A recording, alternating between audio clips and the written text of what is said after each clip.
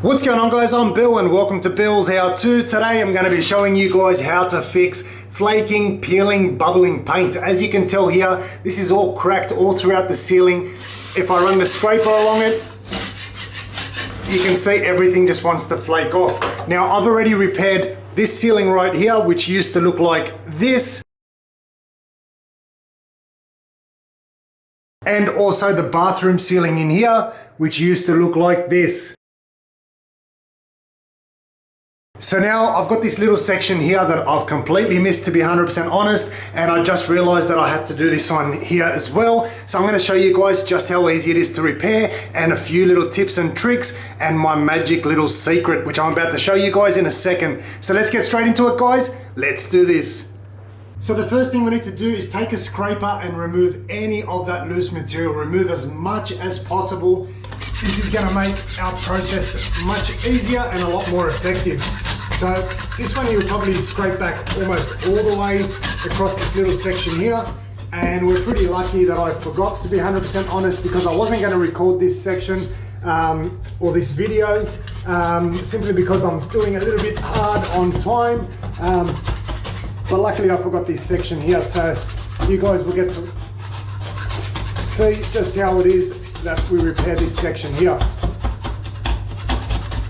So you can see there, pretty much all of it wants to come off. I just have to work all the way through this, remove anything that is really loose, which seems to be almost all of it.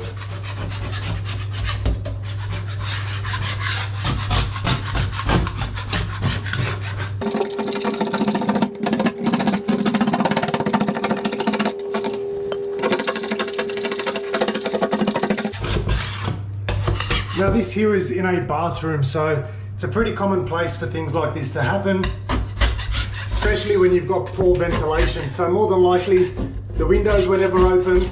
The exhaust fan here is fairly new, however it's not a very good one, to be 100% honest, and it doesn't suck, well it actually just sucks, and not in a good way. So I'm just going to keep working through, scraping all of this one here off, and I'll see you guys in a bit.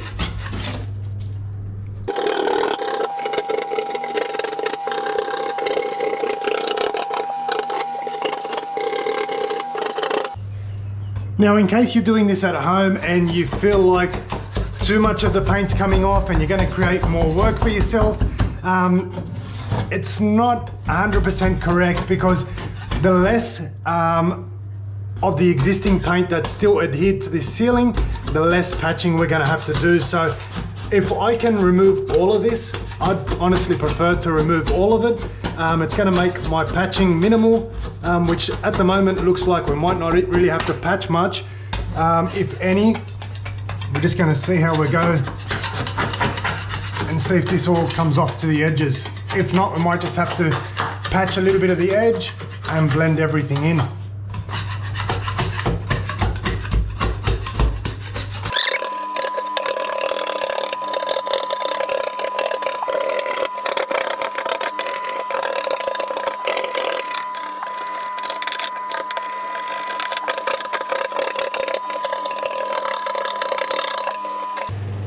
And once that's done, guys, this is what it ends up looking like. So you can see here the existing paint is pretty much right from this edge here.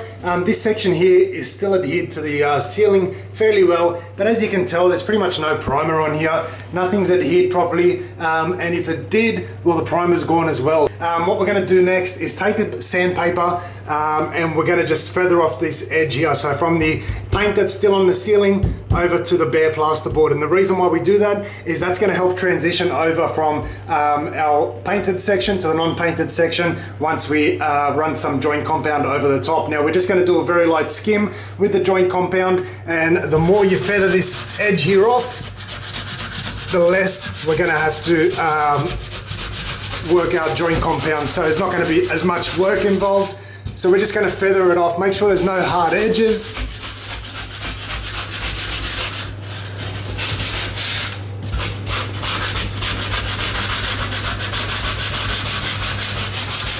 I almost got really lucky and was able to peel everything off.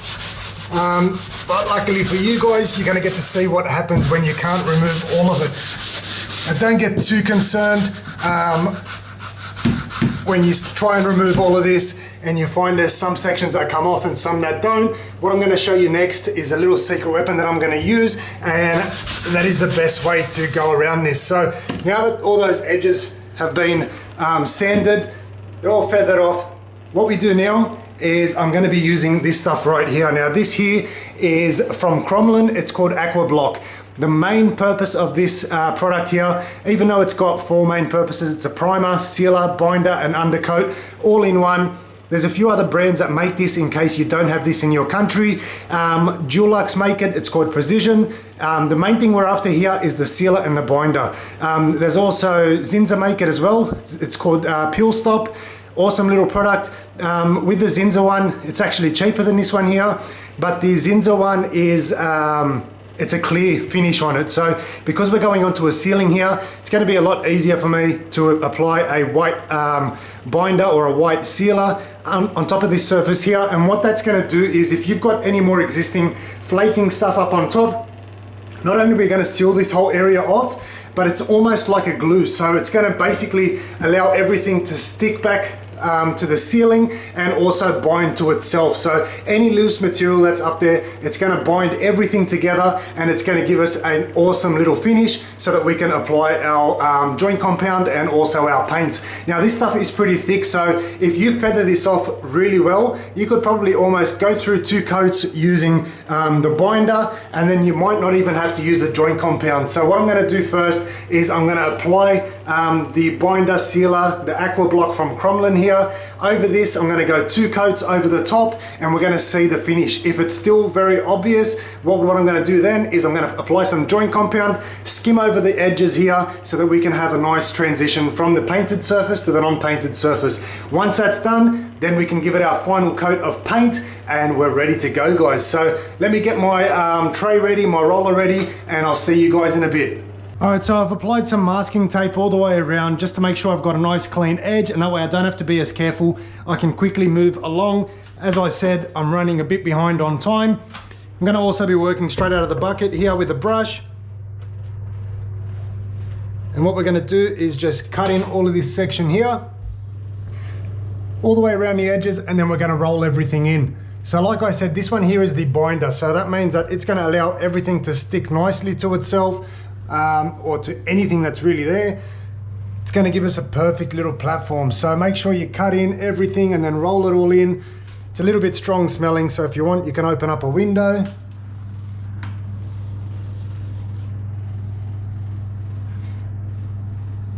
Now what this does is, like I said, it creates a level playing field so that we can have something pretty level to work off. But its main purpose is it allows everything to stick to itself, and that's what's going to stop the peeling and the bubbling from reoccurring by applying this. So it's going to basically, you could say it's almost a glue. That's probably the easy way to look at it. It's a glue. I'm not going to call it a binder anymore, it's a glue. So just go through. It doesn't have to be perfect at the moment, because we are still going to go over with a couple more coats of paint along with some joint compound. So you can see there where I didn't feather the edge off, it's still a pretty hard edge. So I'm going to have to fill this up with some joint compound.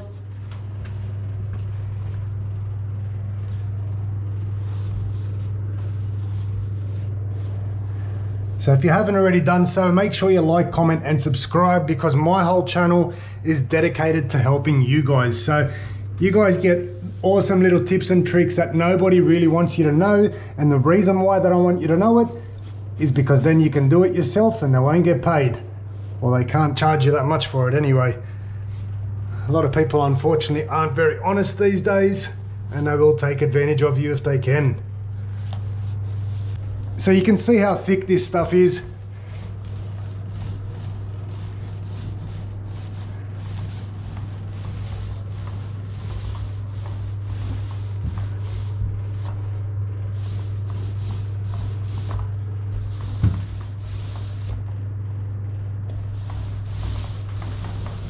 So we'll let this one here dry. It's pretty hot outside today, so I'd say in about 30 minutes should be ready to go for a second coat.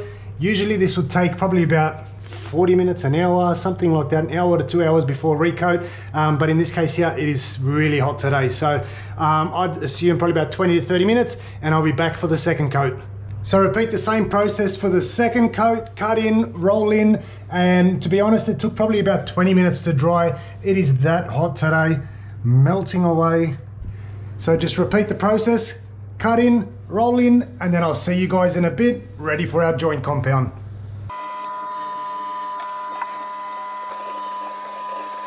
So now the second coat's completely dry, what we're going to do is apply some joint compound. What we're basically trying to do here is just to feather out any of the hard edges that we've got from the existing paint to the bare plasterboard. So you can see here, there's a little joint that's running along here as well. Any imperfections, we're going to quickly fix that up using the joint compound. Now what you want to just keep in mind is that the more joint compound you keep on, you apply on, the longer it's going to take to dry. I know it sounds obvious, but especially when you're doing it for a living, time is money. So what we need to do is make sure that we don't over apply it. Otherwise we're going to spend our time waiting for that to dry.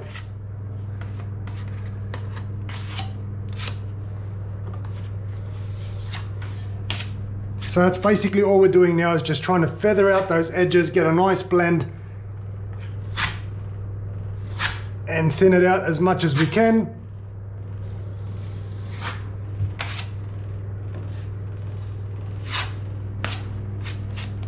So it's worth spending just that little bit of extra time, otherwise you'll spend it waiting for it to dry.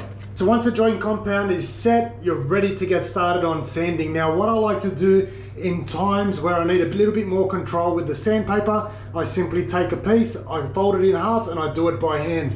The reason for that is I'm going to be able to feather out these edges a lot easier with a lot more control using my hand. So if I just lightly go over the edge, you can see there we've feathered that one there out perfect, and I find that I get a lot more control by doing it using just a hand instead of using a block or a sanding pad, anything like that. I've got a bit more control with my hand. So what I'm going to focus on is just feathering out these edges all the way along here and here, and then what I'm going to do is run the sandpaper along the middle, making sure it's nice and flat, there's no imperfections, and just fix it all up with the sandpaper. So lightly give that a sand, fix off all those edges, and we want to also go through the middle. Take away any of those imperfections, and that's how we're going to feather that out. So I'm going to quickly go through, sand all of this section here off by hand, and I'll see you guys in a bit.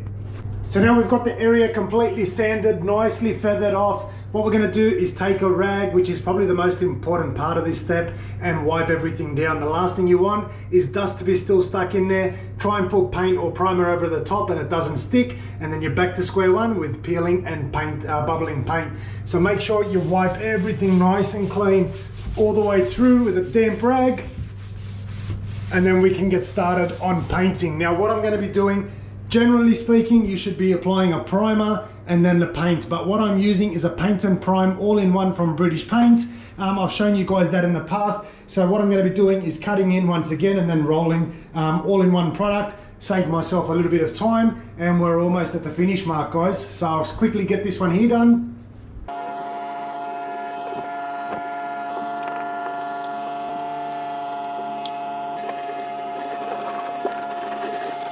So that's the first coat complete. We'll come back once this one here is dry, and we'll repeat the process for a second coat. So once the second coat's complete, guys, this is the finished product. It's still a little bit glary and patchy at the moment because it's still drying off, it's still wet. The only thing we've got left to do is to remove all this tape. When you're removing tape, it's always a good idea to remove it while the paint's still fresh. And if it is a little bit dry, pull it away from the wall so that you don't peel away any of the paint from the actual area that we've just painted. So keep a bit of pressure, downward pressure all the way through, and that'll prevent it from peeling up the paint. And now we have a nice crisp clean line on that side. But there you have it, guys. Hopefully you guys have enjoyed the video and you've learned something new. I've helped you guys out. As always, like, comment and subscribe. Until next time, I'm Bill. Thanks for watching. Billshowto.